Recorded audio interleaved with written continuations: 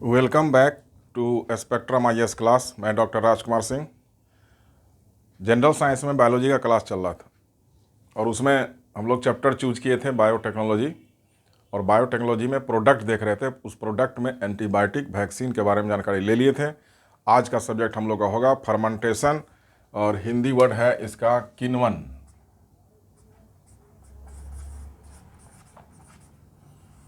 हम लोग ये जानेंगे कि फर्मेंटेशन क्या है,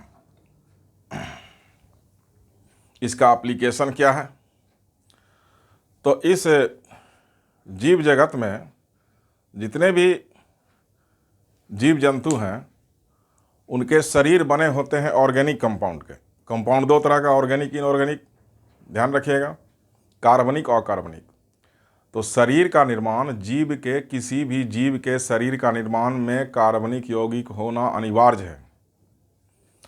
निर्जीव यानी मिट्टी, पत्थर, जल, इसमें अकार्बनिक होता है। और जो भी कार्बनिक पदार्थ हैं वो अपघटित होते हैं, टूटते हैं, सड़ते हैं। और सराता कौन है, तोड़ता कौन है, अपघटन कौन करता है? तो सूक्ष्म जीवाणु यानी बैक्टीरिया और कवक। कैसे तोड़ता है? तो बैक्टीरिया और कवक अपने शरीर से एंजाइम निकालते हैं और वो एंजाइम कार्बनिक पदार्थ के बॉन्ड को ब्रेक करता है, और ब्रेक करने के बाद उसको सिंपल कंपाउंड में, सरल यौगिक में बदल देता है। इसी को फर्मेंटेशन कहते हैं, किण्वन कहते हैं। तो किण्वन कौन करता है, या किण्वन करने वाला या अपघटन करने वाला जीव कौन है? तो आंसर होगा बैक्टीरिया, कवक। वायरस आंसर नहीं होगा, ऐसा क्वेश्चन आ चुका है। तो सारा डिटेल हम लोग इसका जानकारी लेते हैं। तो क्या है, प्रश्न उठता है।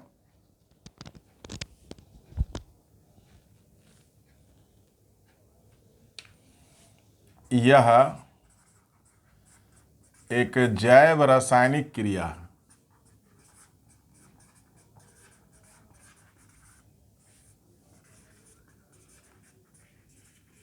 जिसमें सूक्ष्म जीवाणु यानी बैक्टीरिया, वायरस, सॉरी, बैक्टीरिया और फंगस, सूक्ष्म जीवाणु एंजाइम की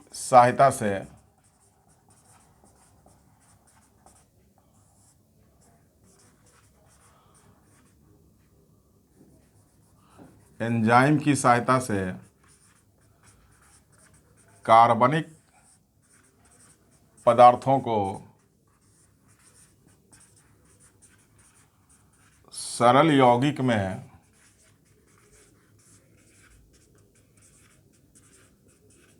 बदल देते हैं।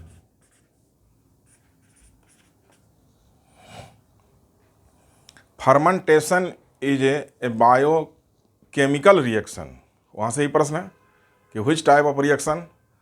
तो बोथ बायोलॉजिकल एंड केमिकल। तो biochemical reaction in which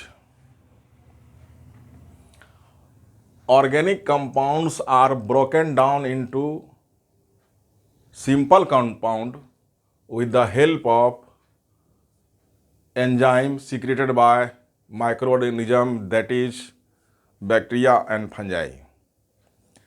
organic compound का ब्रेकिंग होता है, बार बार समझ लीजिए, इसलिए कि ऑर्गेनिक का चेन लंबा होता है, वो टूटता है, एंजाइम की सहायता से टूटता है, हीट करने पर टूटता है। कार्बन कंपाउंड ऑर्गेनिक कंपाउंड कहलाते हैं। कार्बन कंपाउंड का संख्या 50 लाख से भी ज़्यादा हो चुका है। तो अब है कि कई यौगिक हैं जो हमारे लिए उपयोगी हैं। तो जीव जंतु का शरीर कार्बनिक आने के बाद ही बना। इस पृथ्वी का जब निर्माण हुआ, हम लोग पढ़ेंगे, तो पहले अकार्बनिक, और कार्बनिक के बाद फिर कार्बनिक, और तब जो है सेल का प्रोटोबायोंट स्टेज आया, तब आर्की बैक्टीरिया आया। यानी बिना कार्बनिक का जीवन संभव नहीं है। कार्बनिक जीव के शरीर में है, भोजन में है, डेड बॉडी, मलमूत्र सब में है। तो उसका अपघटन होता है। तो अपघटन होता है तो कुछ उदाहरण हम देंगे। तो कार्बनिक पदार्थ में से कार्बोहाइड्रेट, प्रोटीन, फैट जो है कार्बनिक पदार्थ। तो कार्बोहाइड्रेट यदि हम लेते हैं तो बैक्टीरिया या फंजाई, कवक इसको ब्रेक करता है। कैसे ब्रेक करता है? तो एक विशेष एंजाइम है जाइमेज।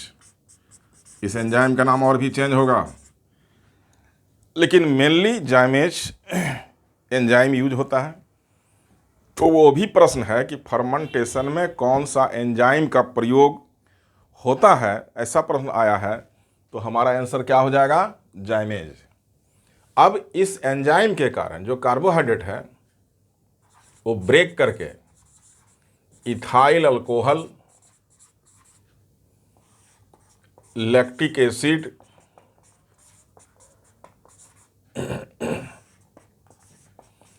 एसेटिक एसिड, मीथेन CH4 आदि का निर्माण करते हैं जब हम अनाज को सड़ने छोड़ देते हैं। तो इथाइल अल्कोहल प्रोडक्ट बनता है। दूध या दही का खट्टापन, अचार, चटनी, सिरका, विनेगर, सिरका, इसके निर्माण में एसिटिक एसिड बनता है। बायोगैस, मीथेन को बायोगैस कहा जाता है। ये सारा काम बैक्टीरिया के द्वारा संपादित होता है। अलग अलग प्रजाति का बैक्टीरिया है, अलग अलग पदार्थ का इन्फेक्शन करता है, उसको ब्रेक करता है। अब हम लोग क्या करते हैं कि इस अभिक्रिया का हम लोग इंडस्ट्रियल यूज करते हैं कि हमको लार्ज स्केल में इथाइल अल्कोहल का उत्पादन करना हो तो हम अनाज को सड़ाते हैं, फर्मेंटेशन करते हैं और इथाइल अल्कोहल का प्रोडक्शन करा लेते हैं। लार्ज स्केल में बायोगैस तैयार करना हो तो हम इस बैक्टीरिया जिसका नाम है मिथानोजन बैक्टीरिया उसका यूज करते हैं और लार्ज स्केल में बायोगैस बनाते हैं जिसका प्रयोग एनर्जी के क्षेत्र में करते हैं, जो गैर परंपरागत ऊर्जा का एक प्रकार है। अब ये अभिक्रिया है। तो अब इसमें जो मेन बात है, जैसा कि डिफिनेशन में हम लिखे हैं कि यह एक जैव रासायनिक है। जैव क्यों है? तो इसमें बैक्टीरिया और फंजाई भाग लेता है। रासायनिक क्यों है? तो इसमें एंजाइम भाग लेता है। ध्यान देंगे इसको। ये जब भी होगा तो इसी के द्वारा होगा। तो निम्न में कौन सा जीव फर्मेंटेशन में भाग लेता है? तो बैक्टीरिया और कवक, वायरस आंसर नहीं होगा। इस चीज को ध्यान देना है। इथाइल अल्कोहल हमारा प्रोडक्ट बन गया। तो इथाइल अल्कोहल का प्रयोग शराब उद्योग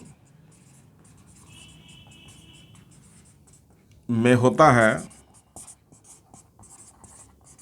क्योंकि यह नशीला है। आजकल जितना भी सैनिटाइजर देख रहे हैं तो उसमें भी इथाइल अल्कोहल का प्रयोग, स्पिरिट अस्पताल में प्रयोग होगा इथाइल अल्कोहल का प्रयोग। इसके अलावा कि वर्तमान में वाहनों के ईंधन के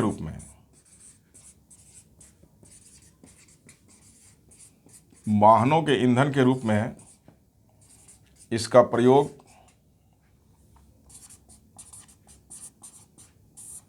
हो रहा है। इथाइल अल्कोहल जिसका IUPAC नाम इथेनॉल भी है। तो अल्कोहल का यूज हम लोग वाहन के ईंधन में, तो अल्कोहल प्लस पेट्रोल तो बन गया गैसोहोल। पेट्रोल को गैसोलीन भी कहते हैं। तो ये गैसोहोल जो है वो एक प्रकार का ईंधन है जिसमें इंजन का एफिशिएंसी बढ़ता है, माइलेज बढ़ता है। तो भारत सरकार का डिसीजन आ चुका है कि अब पेट्रोल जो प्रोडक्ट है उसमें 4% के लगभग इथाइल अल्कोहल मिलना चाहिए। लेकिन यहाँ पर जो कम्बिनेशन बनता है पेट्रोल 75% और ये अल्कोहल जो है 25% का होता है। उसी प्रकार अचार, चटनी, सिरका है। दूध का या दही का खट्टापन, लैक्टिक एसिड जो बैक्टीरिया के कारण होता है।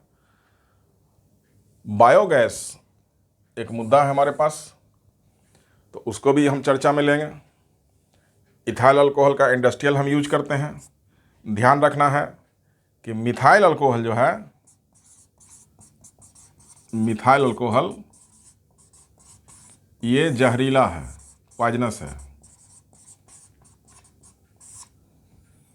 इसे पीने से अंधापन, पागलपन और मृत्यु तक हो जाती है। इथाइल नशीला है, मिथाइल जहरीला है, दोनों में ये अंतर है। हमारा प्रोडक्ट अब जो है बायोगैस के रूप में दिखाई दे रहा है, तो हम लोग बायोगैस की ओर जाएंगे।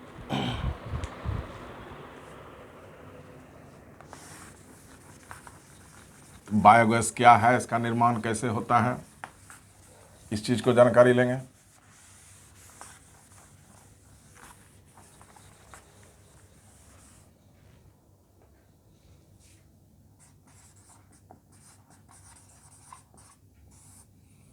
अब वही कार्बनिक पदार्थ का हम बात करें कि कार्बनिक पदार्थ, कार्बोहाइड्रेट, प्रोटीन, फैट जो जीव के शरीर में उपस्थित हैं। अब अलग अलग बैक्टीरिया का प्रजाति है जो अलग अलग फर्मेंटेशन का काम करता है। तो बायोगैस के लिए एक विशेष प्रकार का बैक्टीरिया है जिसका नाम है मिथानोजन बैक्टीरिया। तो मिथानोजन बैक्टीरिया क्या करेगा कि कार्बनिक पदार्थ को मीथेन में सीधे कन्वर्ट कर देगा।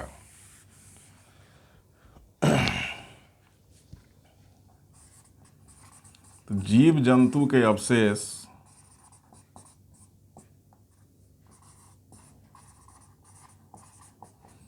अवशेषों का मिथानोजन बैक्टीरिया द्वारा अपघटन या फर्मेंटेशन या किण्वन होने से CH4, CO2, SO2, NO आदि गैसें बनती है, जिसे बायोगैस कहते हैं, जिसमें मीथेन CH4 लगभग 60 से 70% होता है।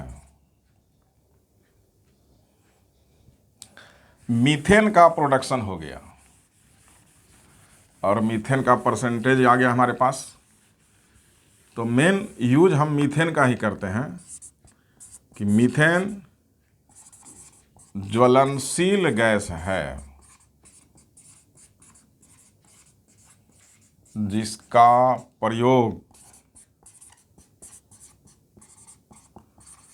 ईंधन के रूप में किया जाता है। एक बात और जान लें कि बायोगैस गैर परंपरागत ऊर्जा का स्रोत है। गैर परंपरागत और परंपरागत, ये भी दो चीज समझना है। परंपरागत वो है कि जिसके भंडार सीमित हैं और जिसका नवीकरण नहीं किया जा सके। जैसे कोयला भंडार सीमित है, यूरेनियम यानी परमाणु ऊर्जा भंडार सीमित है। इन उसका उल्टा गैर परंपरागत कि जिसका भंडार असीमित है और जिसका नवीकरण किया जा सके, रिन्यूएबल होगा, तो वो गैर परंपरागत में है। बायोगैस, बायोडीजल, हाइड्रोजन ऊर्जा, सौर ऊर्जा, पवन ऊर्जा, भूतापीय ऊर्जा, समुद्री ऊर्जा, अब इसका भी एक लंबा लाइन लगा हुआ है।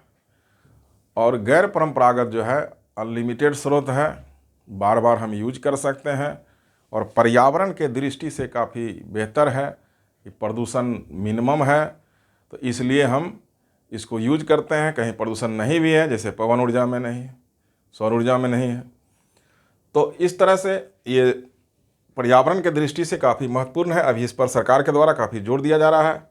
अब हमारे देश में गैर परंपरागत ऊर्जा मंत्रालय का भी निर्माण हो चुका है और बायोगैस को बढ़ावा देने के लिए राष्ट्रीय बायोगैस कार्यक्रम चलाया जा रहा है। तो इस पर हम लोग ध्यान दें कि कौन सा बैक्टीरिया मीथेन बनाता है, तो मीथानोजन बैक्टीरिया। बायोगैस के प्रमुख अवयव कौन कौन हैं, तो ये चारों गैस चॉइस में रहेगा, CH4, CO2, SO2, NO। जिसमें ज़्यादा मात्रा में कौन है, तो मीथेन। हम लोग को मीथेन से ही मतलब है। तो मीथेन का कैरेक्टर क्या है, तो ज्वलनशील है। तो अब ज्वलनशील है तो ऊर्जा में हम यूज करेंगे हीट एनर्जी के रूप में। अब उससे हम खाना पकावें या लाइट के रूप में ले जाएं या अन्य काम के लिए ले जाएं। तो अब राष्ट्रीय बायोगैस कार्यक्रम हमारे देश में चल रहा है, जिसको काफ़ी बढ़ावा दिया जा रहा है। राष्ट्रीय ग्रामीण ऊर्जा के क्षेत्र में गोबर गैस प्लांट आया है, कूड़ा कचरा फल सब्जी के कचरा से ऊर्जा का प्लांट है। तो इस तरह से ये फ्यूचर का बहुत बेहतरीन है और ग्रामीण क्षेत्र के लिए काफ़ी उपयोगी साबित हो रहा है। सरकार इसको बढ़ावा दे रही है। तो ये फर्मेंटेशन का प्रोडक्ट हो गया। फर्मेंटेशन जो है सूक्ष्म जीवाणुओं के द्वारा संचालित होता है। कैसे, तो एंजाइम के द्वारा। यदि हम खाना को छोड़ दें तो वो फर्मेंटेड हो जाता है। ब्रेड छोड़ दें, सब्जी दाल छोड़ दें तो वो खराब होने लगता है। तो खराब क्यों होने लगा, तो उस पर इन्फेक्शन हुआ बैक्टीरिया का या कवक का। वो एंजाइम निकाला, उसको डाइजेस्ट किया। तो कई फर्मेंटेशन पॉइजनस भी होता है, जैसे फूड पॉइजनिंग वाला बैक्टीरिया लग गया, साल्मोनेला। तो फूड पॉइजनिंग भोजन विषाक्तता का कारण पूछेगा, साल्मोनेला। तो अब है कि वो पॉइजनस सब्सटेंसेस रिलीज करता है। तो यदि वैसा भोजन हम लेते हैं तो हमको नुकसान पहुंचाता है। तो इस तरह से कोई भी जीव जंतु है, उसका शरीर है, उसका मल मूत्र है, भोजन के अंश हैं, तो उसका फर्मेंटेशन होगा। और फर्मेंटेशन करने वाले सूक्ष्म जीवाणु हैं। कुछ फर्मेंटेशन प्रोडक्ट का हम लोग पॉजिटिव यूज करते हैं, लेकिन कई फर्मेंटेशन हानिकारक होते हैं। कोई भी फर्मेंटेशन होगा उसमें CO2 गैस निकलेगा। ये चीज़ को याद रखना है कि कोई भी फर्मेंटेशन का प्रोडक्ट CO2 होगा, इसलिए कार्बन कंपाउंड ब्रेक डाउन हो रहा है। तो कार्बन कंपाउंड ब्रेक डाउन होगा तो CO2 निकलेगा ही और हीट निकलेगा। फर्मेंटेशन में हीट भी निकलता है। तो ये सब भी बात को ध्यान में रखना है। ये हमारा कंप्लीट हो गया फर्मेंटेशन का स्टडी। अब इसमें बायोगैस थोड़ा था है, तो वो मुख्य परीक्षा में बायोगैस के बारे में ज़्यादा जानकारी होता है कि क्या पोजीशन है भारत का, बिहार का क्या स्थिति है। तो वो मुख्य परीक्षा वाले क्लास में हम उसको डिटेल करेंगे। ऑब्जेक्टिव नेचर इसको हम दे दिए हैं। ये आप देख रहे हैं स्पेक्ट्रम IAS क्लास। मैं डॉक्टर राजकुमार सिंह। चैनल को सब्सक्राइब, लाइक, शेयर कीजिए। मेरा वीडियो जारी रहेगा, कंटिन्यू रहेगा, देखते रहिए। अब इसके बाद जब कुछ चैप्टर निकल जाएगा तो हम इम्पोर्टेंट क्वेश्चन केवल लेके आएंगे, उसमें और आपको इंटरेस्ट आएगा और परीक्षा उपयोगी होगा। तो अभी परीक्षा का सीजन आ चुका है, इसलिए आप लोग भी सीरियस रहिए, वीडियो देखते रहिए। जय हिंद,